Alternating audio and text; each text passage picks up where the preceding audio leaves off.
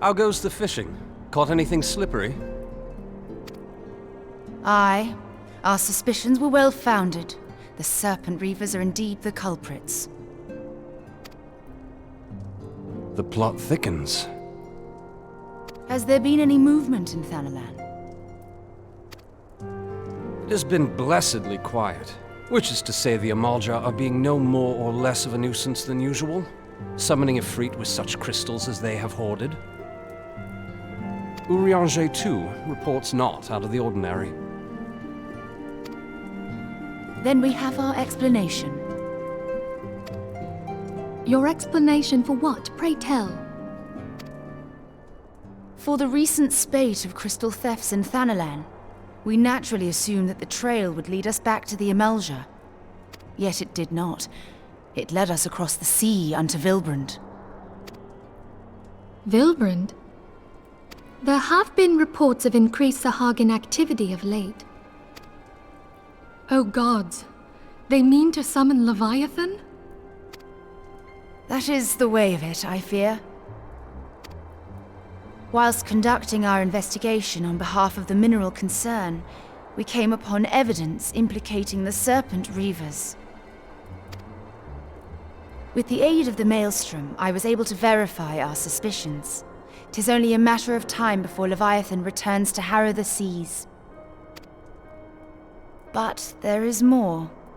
One of the Sahagin, an elder by my judgment, spoke of attaining the gift and knowledge of eternity. Ugh.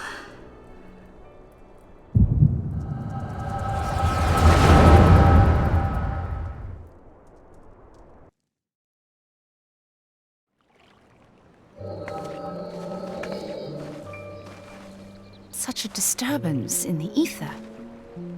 If I did not know better, I should think this device defective.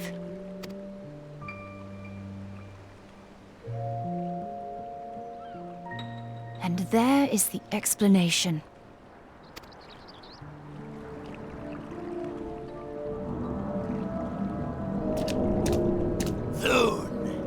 Soon it shall begin. Our Lord shall rise midst surging waves to wash away the finless ones. And I shall be granted the gift and knowledge of eternity, and with the emissary stand equal. Then shall I know no cessation, no oblivion.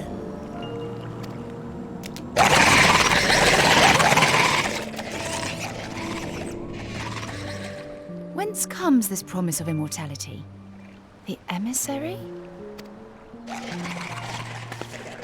We have outstayed our welcome.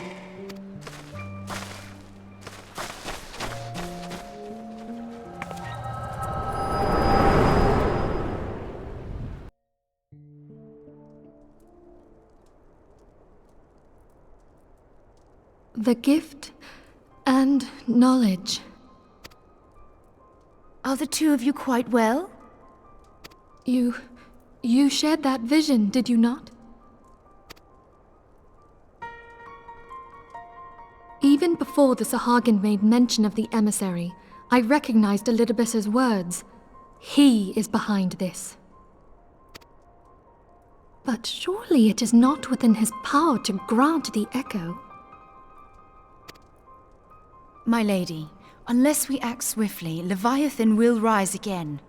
The Admiral has already requested that we intervene to prevent this. Failing that, we are to attend to the Primal's extermination. She will have our full cooperation. Let us make haste to Limsa Lominsa. I mean to play a part in this mission. Tataru, pray, take charge in my absence. My lady, are you sure this is wise? I am aware of the risks, but there is something I must see with mine own eyes. The true nature of the echo. Very well. I shall not stand in your way. On the condition that you permit me to accompany you as bodyguard. Your company is ever welcome, Thancred. I take it something ill is afoot. Aye, a primal is about to be loosed upon Eorzea. A primal? A godlike being whose very existence is a bane upon the land. We scions of the Seventh Dawn are sworn to put an end to their kind.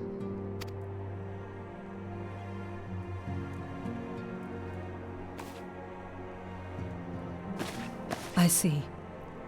Know then that I am learned in the arts of war. In return for the kindness you have shown my people, I would lend you my blade. It would be most welcome. When contending with a primal, one can never have too many able allies. If you crave a more intimate understanding of the problems facing Eorzea, this experience is like to provide it. Be sure to come well prepared.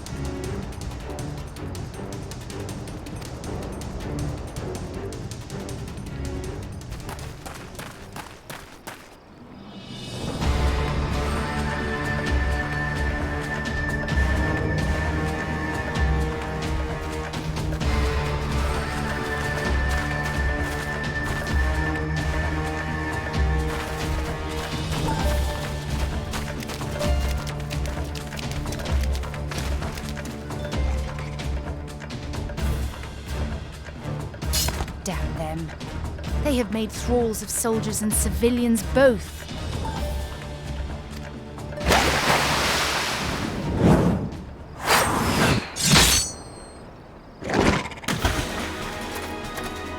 Did I miss much?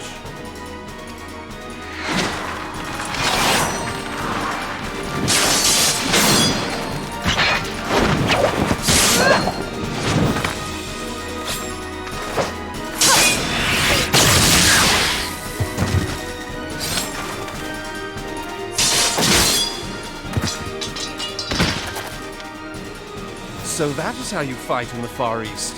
Mental note, pick no quarrel with Domans. But seriously, if I am to keep up, I must needs forsake elegance for efficiency.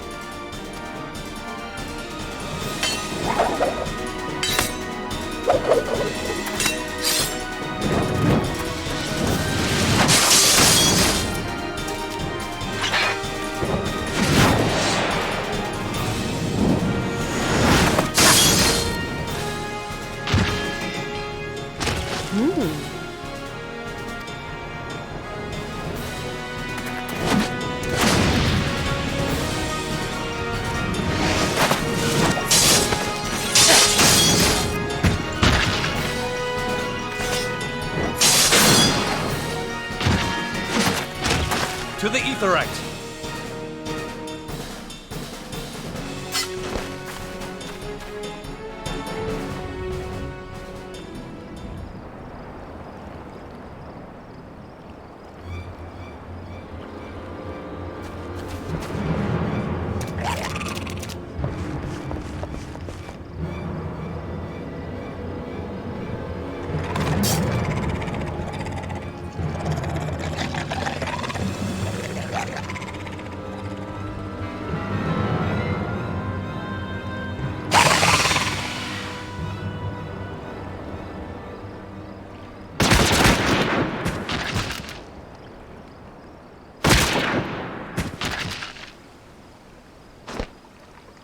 You'll forgive me my lateness.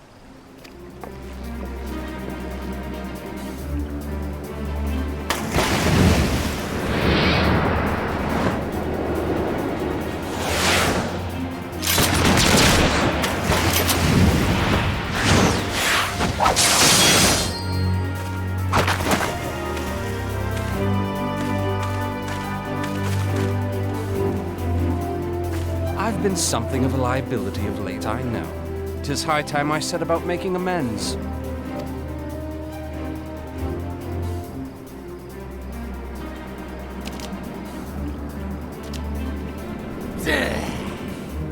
Long have you shriveled swordwalkers, tormented our kind. But no more! Your time is at an end! You shall perish with salt in your wounds and sea in your lungs. Lord of the world, hearken to our plea. Lord of the world, deliver us from our misery. Do you feel that?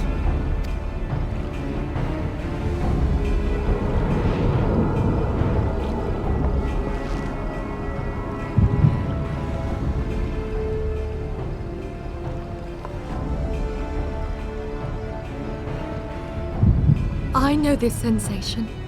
It's the echo. What?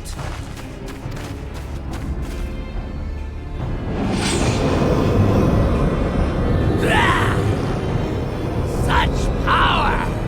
It is transcendent!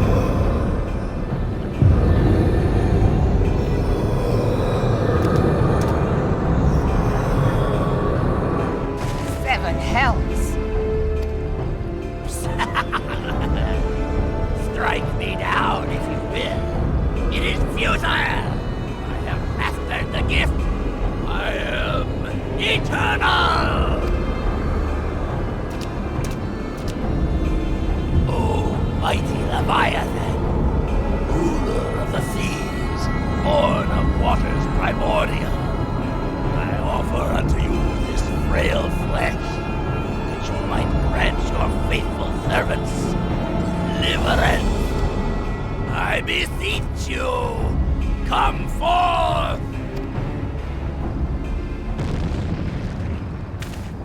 Die, damn you!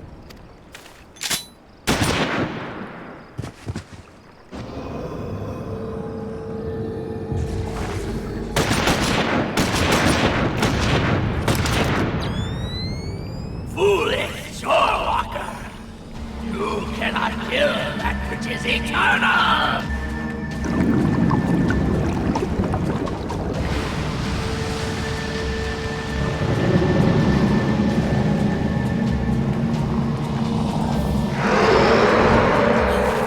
Heavens forfend.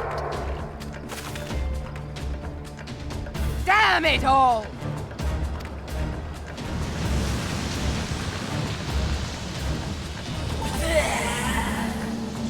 My being ebbs away. But it should by right be infinite. Am I not immortal? Curse you, emissary! You promised me everlasting.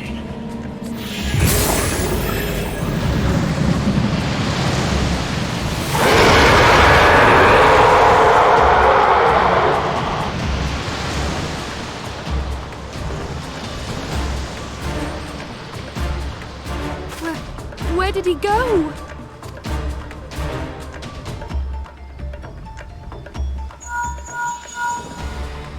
What say you? Nary a single ship? Hells take that sea demon! Gather the survivors and get to shore. Leave the wrecks for the pirates.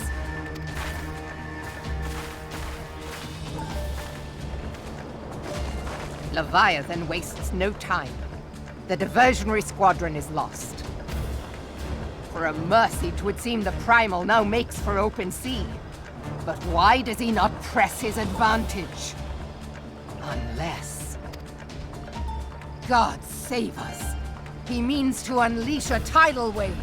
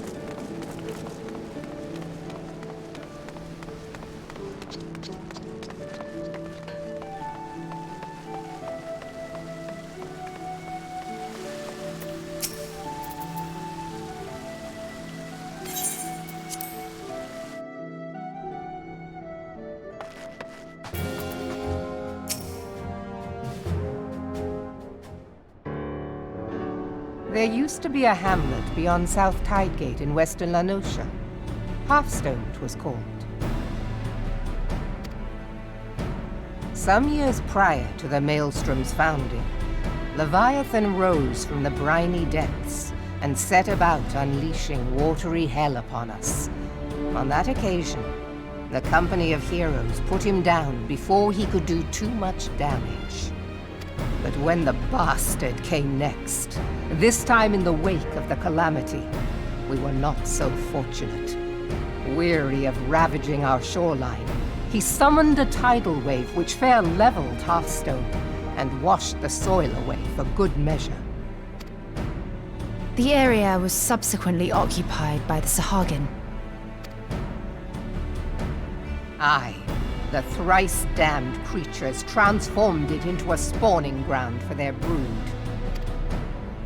Given the quantity of crystals stolen to feed him and his legion of thralls, we can be fairly sure that Leviathan is stronger now than in his previous incarnations. If that sea demon is left to wreak havoc, what befell Hearthstone may well befall a larger settlement, even Limsa. That cannot happen. The Primal must be stopped. That was ever our objective, Admiral. But how are we to achieve it? The sea is Leviathan's uncontested domain. The ships of the 3rd Squadron could not close to within 100 yards of the Primal, nor could their cannons pierce his defenses. I have read the reports, Master Thancred. Our warships may as well have been bloody pleasure barges for all the good they did. 7 hells! Is there no way that we might strike back? The company of heroes defeated Leviathan, having first lured him into an inlet, but we must needs contend with him upon the open sea. It will avail us little to consult past experience.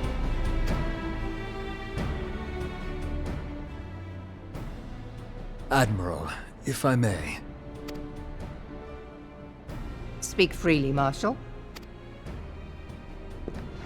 By all accounts, Leviathan's most formidable weapon is the very sea itself.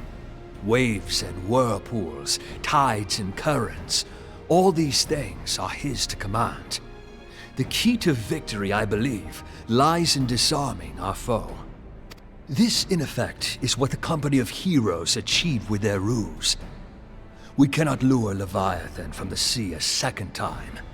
But what if we could weaken his hold upon the element of water? I have heard of devices capable of such wonders. They draw upon the power of corrupted crystals, I am told. If mounted upon a ship, such a device might be used to prevent Leviathan from bringing the full force of the sea to bear against us, rendering him no more dangerous than any other sea serpent. Of course! Sid built a similar device to grant the Enterprise safe passage through Garuda's Tempest, did he not? Begging your pardon, my lady, but to give credit where it's due, this is something I heard from an old arcanist friend of mine. It makes little difference who thought of it first, so long as it works. Beg the specifications of this device from your friend, and I shall pass them on to our people at Naldic and Vermelis. But before we proceed any further, I would voice one concern. Piercing Garuda's defenses is one thing. Suppressing Leviathan's attacks, quite another.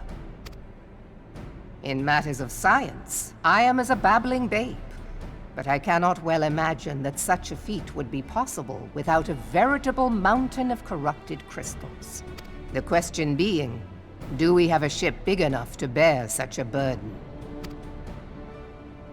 Mayhap not, Admiral, but two might. Recall you the tale of Mistbeard's greatest haul? It is said that he lashed 2 ships together, side by side, the better to bear his plunder. By your leave, we might attempt to repeat the trick. The gods know it would be quicker than building a new vessel. Mistbeard did this. Truly, Marshal, upon the subject of the Pirate King, you are as a scholar. Now, from what I have gleaned of these matters, the device will need to be in close and constant proximity to the target. To wit, we must lash our twin vessel to Leviathan. This in itself will be no small feat. Ramming speed will be required, but given the weight of the cargo, that will only be attainable with the aid of a towing vessel.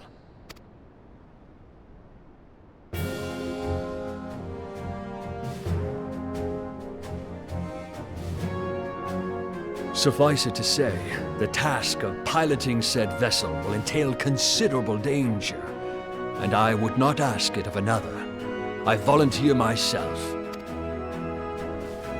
It will be dangerous for all involved, but we have no better recourse. Very well.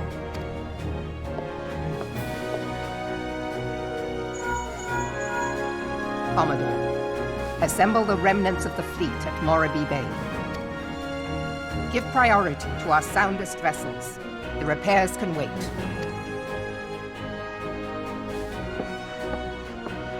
Storm Marshal Slathierson, command of the operation is yours. I want that twin vessel ready to sail post-haste. At once, Admiral.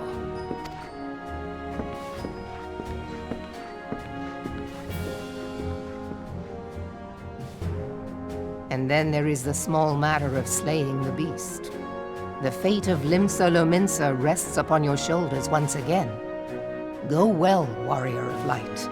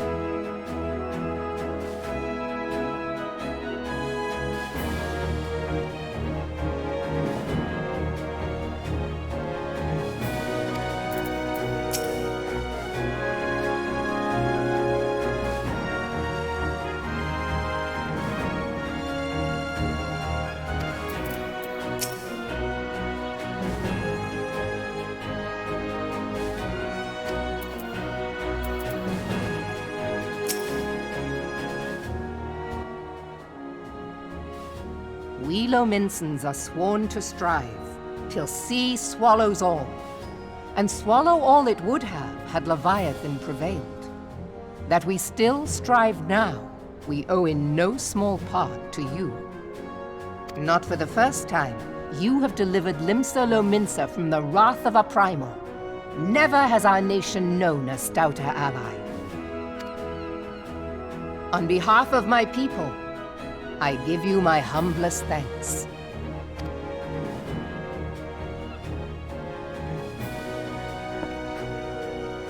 'Tis meet that I give thanks to old Mistbeard, too, for his fine solution. Whatever else he may have been, 'tis clear he was a resourceful soul. Would that I had a man like him in my service.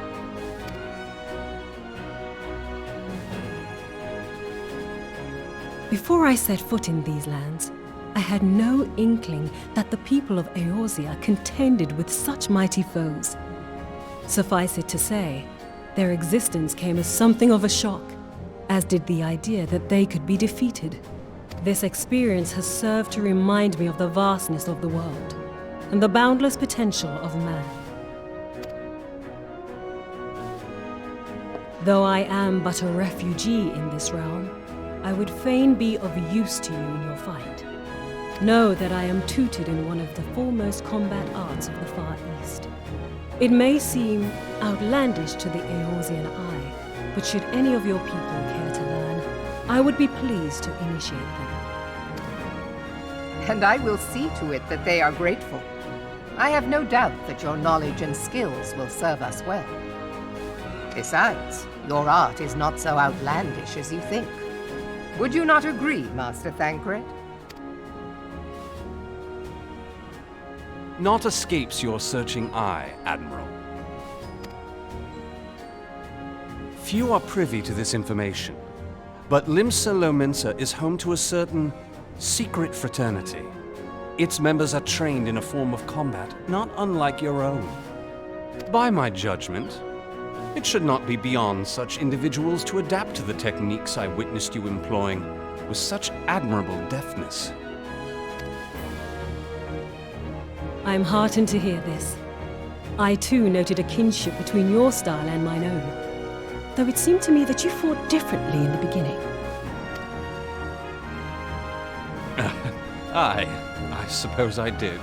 What can I say? I'm a man of many talents.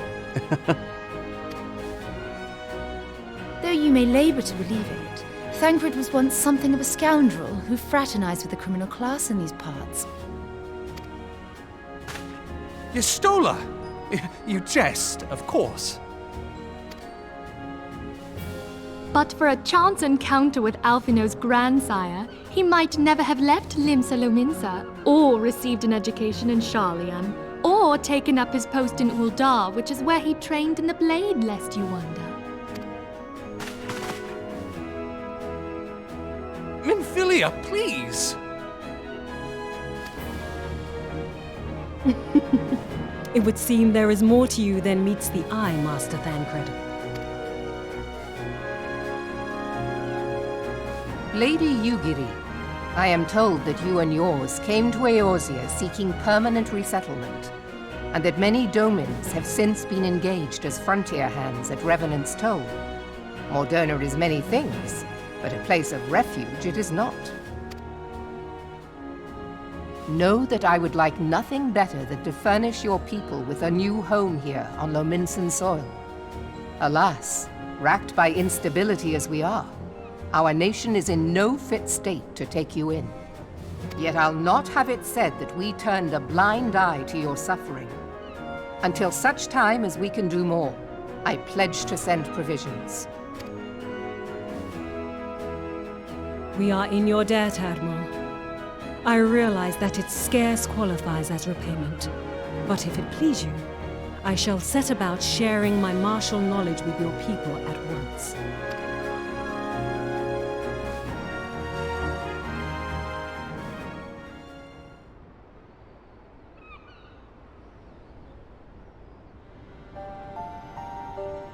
You wished a word in private.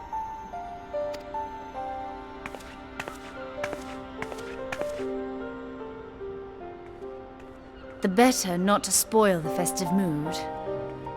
History repeats itself, Admiral. As the kobolds did before them, the Sahagin resorted to summoning their god over a territorial feud. They acted in self-preservation. It may be that the Sahagin initiated this particular clash, but how it begins does not interest me so much as how it ends.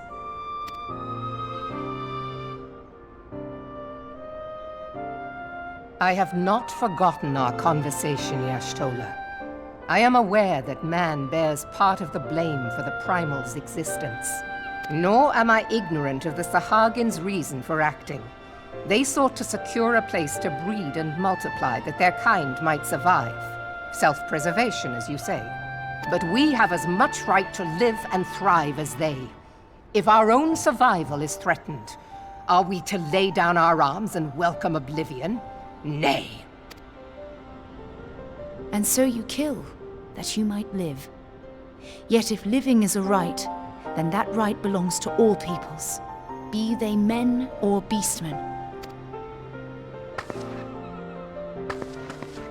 I'll not deny your reasoning.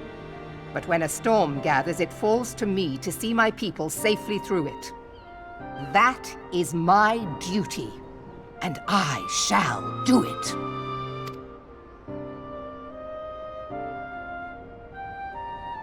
As must we all, Admiral. Stay the course, then. But know that it will lead to no good end.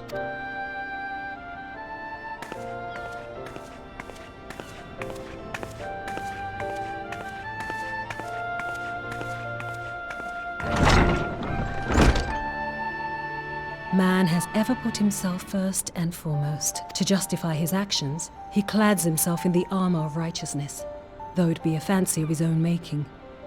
In this, mayhap the Garleans and we Domans are not so different.